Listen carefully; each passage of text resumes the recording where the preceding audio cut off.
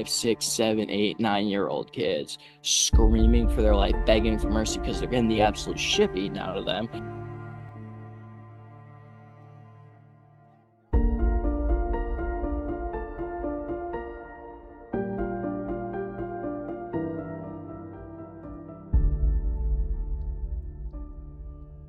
Syftet med denna serie har främst varit att varna redan kristna från att dras in i denna sektens heretiska läror och okristna beteenden. I tidigare avsnitt har vi visat sektens obibliska beteenden och heretiska läror, men inget av det vi tidigare presenterat kan jämföras med det vi ska titta på i detta avsnitt som jag delar upp i minst 2 delar. Idag ska vi lyssna på vittnesmål från samtliga av Stevens 4 vuxna barn, där de berättar om den demoniska våld och hat de har fått utstå under sin uppväxt från sina föräldrar. Den yngsta av dessa, dottern Miriam, är en mindreårig, 17-åring och befinner sig under inspelningen av denna videon på flykt från sina föräldrar, rädd att bli ihjälslagen. Isaac Anderson. I'm Pastor Anderson's second oldest son. I'm 21 years old. I'm now married with a son. My name is John Anderson. I am the 3rd oldest son of Stephen Anderson, who is pastor of Faithful Word Baptist Church. My dad is Stephen Anderson, and a lot of people know him because obviously he's kind of a well-known preacher, especially in like IFB circles, and he started that NIFB or whatever, that whole movement, which is like obviously like an affiliation of pastors. So now I'm assuming if you're watching this video, you definitely know who my dad is, Stephen Anderson, and most likely you've probably seen some of the videos that my siblings have been making. My parents raised 12 kids, and throughout the course of my childhood, myself and all of my other siblings within the home were heavily abused. I understand that the Bible does promote corporal punishment of children, and I understand that a lot of people watching this believe in that and practice that. When I say abuse, I'm not talking about a good old-fashioned ass whooping. I got plenty of those as a kid. I deserved plenty of those. I'm talking about something a lot more dark, a lot more sinister, and a lot more harmful. These beatings were done with many different things. Probably the worst of it was done with an electrical extension cable and beating kids to the point where I have passed out from beatings just from the sheer pain of it. It's extremely painful. That was being done to little kids. This was a punishment, right? Corporal punishment, but it also was not just a punishment. It was being used as a way to garner confessions and get information out of kids. They would beat multiple kids in order to get one to admit to doing something. That is not a punishment. That is not corporal punishment. That fits the dictionary definition of the word torture. So they weren't punishing their kids, they were torturing their kids. And in a lot of circumstances and a lot of situations, going far beyond the extent of what is thought to be acceptable corporal punishment with their children. In addition to that, my dad was extremely physically abusive towards my mom. The same electrical cord that my parents would beat us with as kids, my dad would beat my mom with when he saw her as being disobedient or disrespectful towards him. In addition to the electrical cord, what he would call spousal corporal punishment, he would also, in a fit of rage, fly off the handle sometimes, and I've seen him slap her open hand a few times, and also in one instance grab her head and slam it into a cabinet. My dad's thought process is, as far as justifying what he's done, is my dad basically believes there's no such thing as child or spousal abuse. He thinks it's just not real. Besides sexual abuse, he does not recognize any form of abuse. He believes the CPS should be completely disbanded, and there are no situations, and there's no situation where a parent can beat their child too far. There's none. Now, of course, he lies from his pulpit and claims he just uses a belt or a paddle on his kids because he's a compulsive liar. Or he's also talked about only not giving them too many swats. He's a liar on that. He claimed, never give your child more than 40 swats. First of all, 40 is pretty excessive, but there have been situations where he's given siblings over 100 in a matter of 5 minutes because they're trying to beat a confession out of a kid, and they just give him 20. Oh, he doesn't. Okay, do it again, and they just keep doing it. So he's obviously just lying. He doesn't even preach. So he knows, I think he knows what he's doing is wrong because he doesn't preach that it's right. the thing is though, like what people didn't realize, I don't think in like my church or like other churches, was like he was very abusive, like both to my mom, and us like as kids. From a very young age, I can remember my dad would hit my mom. He would like assault her in various ways. My dad is equally a bad person who is not fit to be a pastor, not fit to be a parent. Number one, because he ever abused his kids. Even if it was only every couple months instead of every couple hours, he still should not have children or have an audience. And he also was very abusive towards my mother, which I will get into later. And he should have stopped that abuse. You can take one listen to him, hear the things he says, and be like, that is a very insecure, weak man. That is somebody who is not comfortable in his manhood, is not comfortable with himself, and he's deeply, clearly insecure. And he should have gone to therapy and resolved those issues instead of becoming a hateful, abusive person. With an extension cable, yeah. Yeah. And I might add, I am still pro spanking. I'm going to spank my son. Not anytime soon. He's a baby. But if my son acts up, he will be spanked. They're making this straw man, but Isaac, the Bible says spank your children. Yeah, I know, dude. I'm going to spank my children. Well, that's not what we're talking about. And I understand that kids don't like getting spanked by their parents, obviously. And maybe they were a wimp and felt abused because their parents spanked them twice. Because I feel like, oh, well, my dad slapped me a couple times, and I used to think he was abusive too. It's like, well, you're a wimp, dude. I'm sorry you had to hear it this way. Like, no, getting slapped inside the head is nothing. And I don't know if you're my brother John. My brother John's broken multiple bones. He's like, it was nothing nearly as bad as what my parents put us through. Because I challenge any of these people to get beaten with an extension cable. Mind you, this is not like an iPhone charger cable. It was, it would have been about a 12 gauge extension cord and about 6 feet long, was folded over twice. So the finished product is what, about 18 inches long, 2 loops of 12 gauge cord. I challenge someone to get beaten 15, 20 times with that. And my dad was not going light. He was swinging it fast enough to where it would whistle. So you would hear it whistle. I don't know if you guys have seen that video that's going around about what exactly an electrical cord beating is like. It's significant. Ow! Oh! It wraps, man! It hurts at the impact point, and it hurts when it wraps and whips around and gets my inner thigh. Ow! I don't like that. That stings significantly. All right, here we go, Jay. In 3, 2, 1.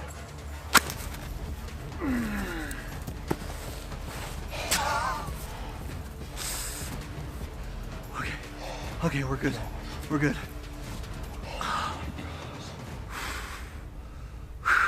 Bro. Okay, we're good. I saw a glimpse. I had a glimpse at that wound before he laid down. Dude, your back is messed up right now. Oh my.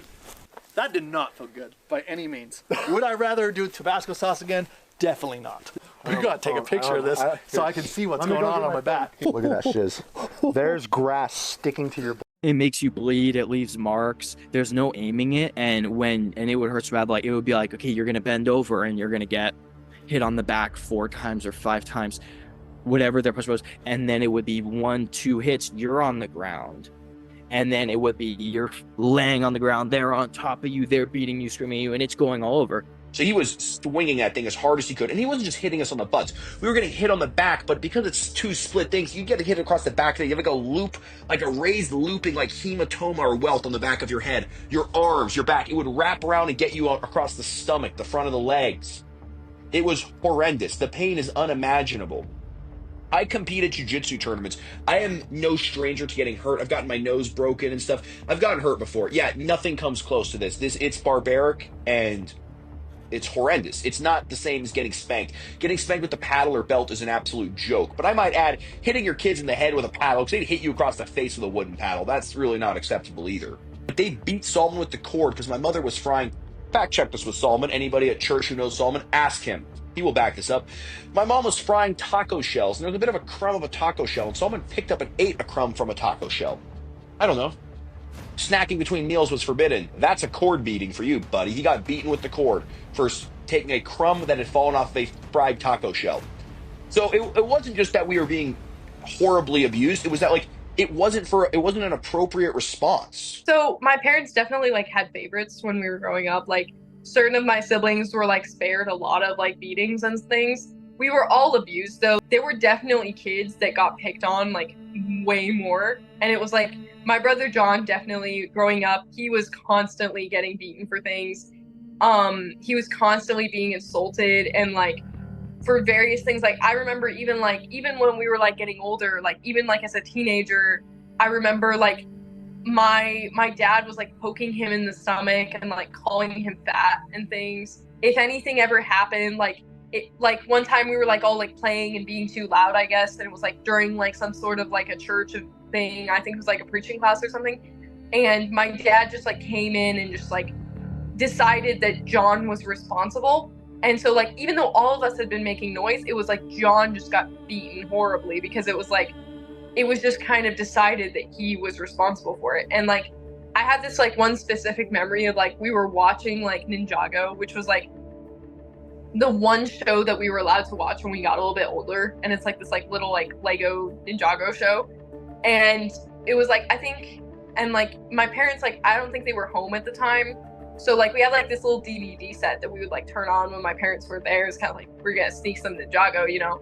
And so like we were all like gathered around our little like computer in like the office, and we were like sitting on like bar stools and whatever chairs we could find, because we didn't have like a TV and we didn't like, you know, have like a like nice place to watch stuff. So we were just like gathered around this like computer. And I remember my brother John was wearing this like white undershirt, and he had like, this was like shortly after he was like beaten. And so he had like these like stripes on his back that were like swollen and stuff. And he was kind of like hunched over, and like one of the scabs, I guess, had like opened up a little bit.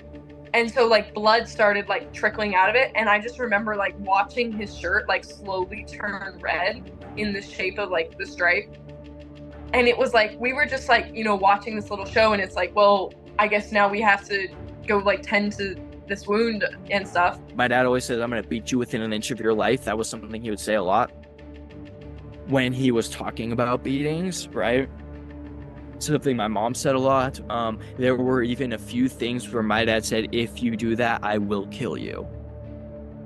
My dad is all bark, no bite. My dad won't beat somebody or have a physical confrontation unless it's a little kid or a woman, so he knows he can win.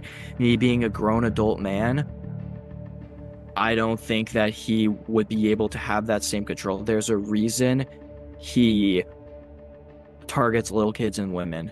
Oh, it's child abuse. Oh, no.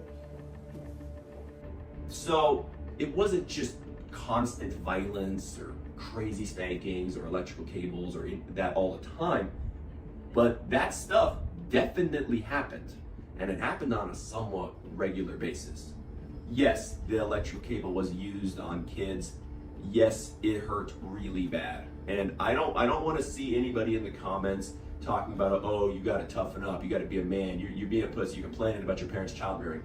I wasn't. She got upset at him because he had like used her sewing scissors for something that like wasn't sewing, and she had like told him like, oh, like don't do that, you know, these are like my special sewing scissors, because my mom was like super into crafting or whatever. And I remember my dad like broke all of her like sewing scissors in half, and he was like throwing them at her, like, and they were like, I remember like some like hit her in the face and like on her arms and stuff. And I remember like being a little kid and like having to clean up all the like broken in half sewing scissors. I not only like saw my mom abused in a lot of ways, like he would like beat her with like this like electrical like extension cable, which he also like would beat us with at times. Sometimes they would like send us out of the house. Like sometimes they would be like, okay, go to the backyard, and we would like all be like standing in the backyard, and we could like hear my mom in the house like screaming and crying, and my dad like beating her. And then sometimes like he would just be angry and he wouldn't like even care to like, you know, send us away. So it was like I would have to like take my siblings, like, you know, and like put them in the other room and try to distract them and like read them a story or something. But it was like, you know, it's kind of hard to distract from that kind of thing. So it's like a Lester Roloff home type of a place where it's like a drill instructor and they beat you and whip you into submission. They're like barely legal. And then you would hear the sound, the bam, bam, beating sounds, my mom screaming. I don't know what happened. He was just like beating her practically nonstop for like a day or two, like just really, really bad fight. He told me he was abusive from day one, but I know there were a couple of outbursts where he would just like bam, hit her in a fight. I remember at some age, my dad was having like an especially bad fight with my mom and couldn't get her to agree with him or do what he was saying or whatever. So he was kind of like, finally, like, I'm gonna use physical punishment. I use physical punishment on my kids to get them to do what they say, and I'm gonna use that on you as well. Accusations made against me are absurd. They are stupid and absurd and ridiculous. I just will not be associated with him just openly lying about stuff. I've heard that he's claiming that he never hit his wife in anger, which is not true. We obviously exposed my dad for being a wife beater, child abuser, overall just degenerate person, not qualified to be a pastor, not qualified to really be a father or husband either, but definitely not qualified to continue being a pastor. And obviously my dad's just digging his heels in. He won't credibly deny anything we have. He just says we're lying, but he won't give specific details on what we're lying about. He won't actually deny anything. He just goes, oh, they're lying, they're exaggerating. But he also won't deny it. He will not deny using an electrical cable on his kids. He won't deny using it on his wife. He's got some stupid thing where he's going, oh, it's just like a sex thing. You want to know about my sex life, guys? He's a liar. You know, the only thing that I didn't go into in that meeting was things that go on between me and my wife in my bedroom, okay? And it isn't right. Just because I'm a pastor, it doesn't mean that people have the right to know everything that's going on between me and my wife behind the closed doors of our bedroom. It's inappropriate to discuss those things publicly, and I'm not going to. I mean, I would witness, apparently this is also a sex thing, is throwing drinking glasses at my mom, a sex thing. He would open the cupboards and start hurling plates and glasses, not like at her, but like a foot or two away so they'd explode off the wall. Because at this time we lived in a house with like plaster walls. So they're like cement, and he would be hurling glasses to shatter them off the walls for some kind of dramatic effect. He'd smash bar stools. He'd just smash things in general. Just basically anything and everything. He would just smash things, throw things. And we knew when he was beating my mom, we knew it was not a sex thing, because we'd often get sent outside or sent to our room, but we lived in a 3-bedroom house, so it wasn't like we couldn't tell what was going on. And then often too, they'd be fighting, he'd be beating her, and then he'd come in our room in the middle of the night, sometimes past midnight, to wake us up if we weren't already awake, and start questioning us, like, so then she said this, so then I did this, do you think that was appropriate and stuff? And see, all the kids agree with me, Zhuzha, all the kids agree, you deserve this. So I just slapped her just like this, just a slap. You think that was unreasonable, Isaac? And it would be crap like that. It's not like we heard them having sex and didn't know what was happening and, oh, we're just stupid little kids who got confused. No, that's ridiculous. It's laughable. He's obviously just a compulsive liar. If my dad got mad at my mom, he would just start ripping glasses out of the counter, out of the cupboard, and throwing them at the wall, and just throwing chairs around and pushing her, shoving her, sometimes like beating her. Like, I was only in the house for it one time, and it's because when they sent everybody outside, I was like in a bedroom taking care of the baby while they went at each other's throats. And then my mom was like screaming for help from me or something, and I'm like 12, so I'm like, what am I gonna do? I do know that according to my mom, the abuse started with my dad basically immediately. It started immediately. So she said within a few weeks of being married to him, she wanted to die, and she was basically in America at that point already and has no way to go back, and she's basically stuck with him, and she was miserable from day one. That's what I heard. You should love your wife 5 years in, 10 years in, 15 years in, 20, sweeter as the years go by. And then, of course, I don't know why his church members are so find it so hard to believe that the guy who says it's okay to force your wife to have sex with you might also hit his wife as well. Like, because my dad loves to misappropriate that verse. When it's saying spouses shouldn't deny sex, that's not saying the husband gets to hold her down and force her, Right. which is obviously just a ridiculous thing to think. And they're just shocked, like, hey, the guy who's not really against rape also hits his wife? No, this is impossible. Like, how many videos are there of him saying that you can do whatever you want to your wife? Kort efter barnens vittnesmål var Steven Andersons kollega och nära vän Jonathan Shelley snabb med att bemöta anklagelserna mot sin idol. Vi ska titta på vad han sa om detta och därefter se på Miriams reaktion till det. You know, his kids are just, a couple of his kids are just misremembering, you know, especially John's kind of just exaggerating some of the things that he said about his father. And, you know, it's probably good punishment if the kids didn't like it. You know, it's funny. It's like, well, we were punished and we didn't like it. It's like, no one likes punishment. My brother was one time punished by my mom with a 2x4. And so they're just kind of latching on to whatever negative things they can dream up in their mind.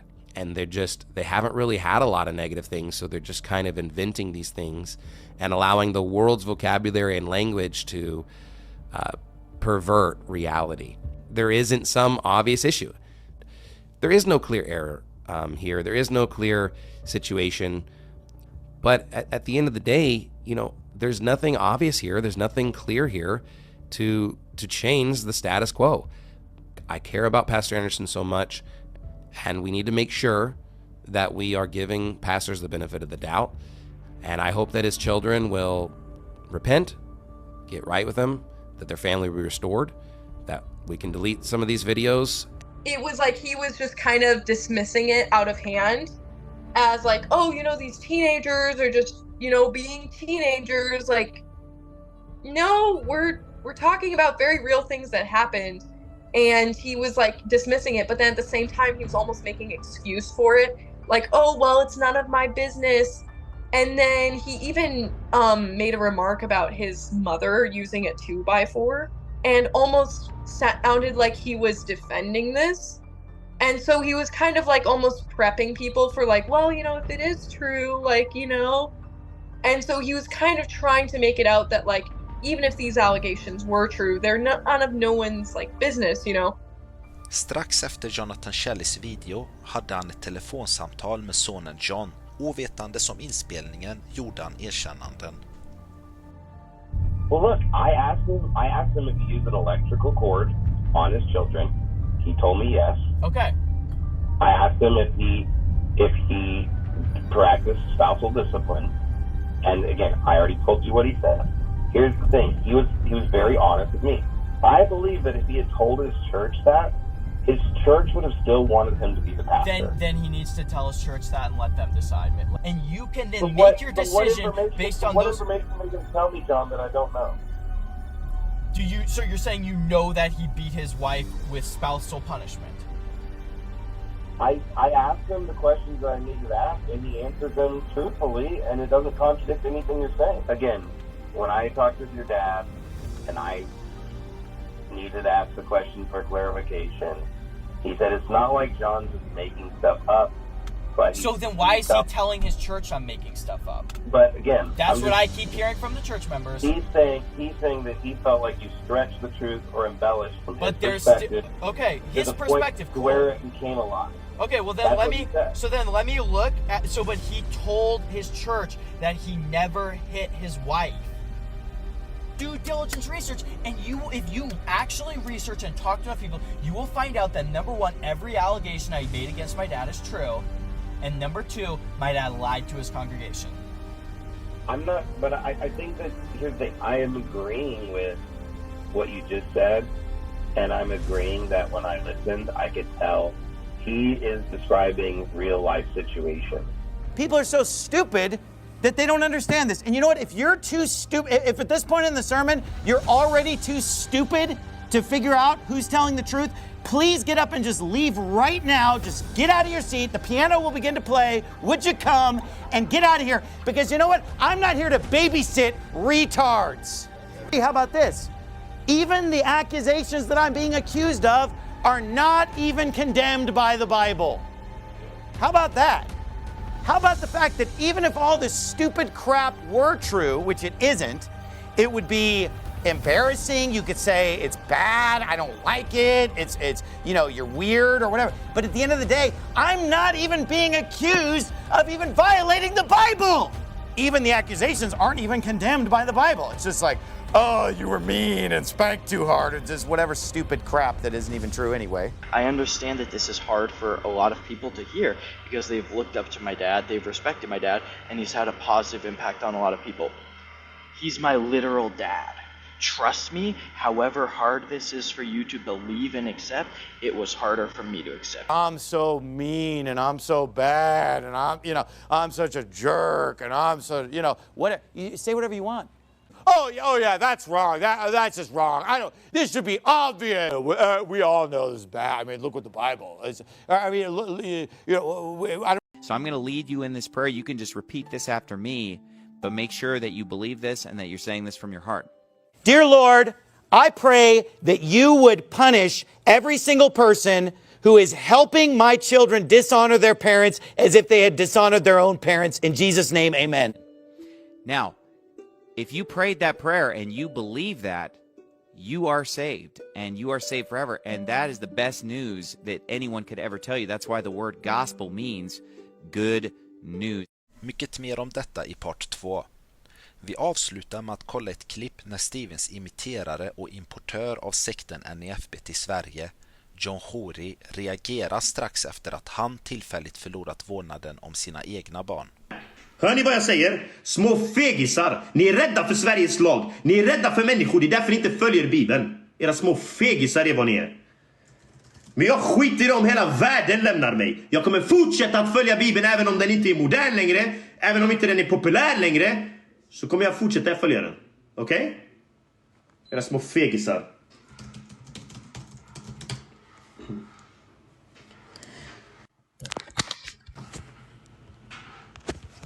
Withhold not correction from the child, for if thou beatest him with the rod, he shall not die. Vad står det i Bibeln? Vad står det i Bibeln om att tukta barn? I Ordspråksboken som ska göra dig vis. Men du är inte vis idag, min vän. Du är inte vis idag. Du hatar dina barn, som Bibeln lär. Om du inte tuktar dina barn, du hatar dina barn. Det är vad du gör. Så kom inte till mig och lär mig hur man uppfostrar barn. Kom inte till mig. Jag och mina barn har en riktigt bra relation. Jag och mina barn älskar varandra och de respekterar sin pappa. Men det här generationen, ett gäng snorvalpar, bortskämda snorvalpar, som sitter och vill ha allting serverat hela dagarna långa. Det är sådana som ni som krockar med det. För ni älskar er själva och ni är rebeller hela bunten. Det är därför ni växer upp, för att ni inte har blivit tuktade. Så är ni skräp är vad ni är. Och ni vet om det själva. Ni älskar synd och älskar värde på grund av att ni har blivit uppfostrade så. Bortskämda snorvalpar. Men riktiga män har blivit uppfostrade på rätt sätt när de var små. Det är riktiga män och riktiga kvinnor. Inte ett gäng horor och manshoror som springer runt och gör som de vill och förstör sina liv och förstör andras liv. Sen säger de, men det tolkar inte. Lyssna på mig noga nu. Lyssna på mig noga nu. Jag vill att du hör mina ord nu, du som lyssnar på mig nu. Speciellt du som säger att du är kristen.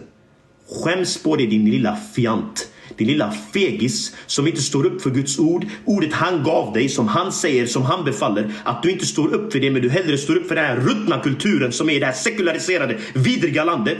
Du hellre vill stå för det än att stå för din Gud. Men vet du vad? Gör du som du vill. Jag står för min Gud.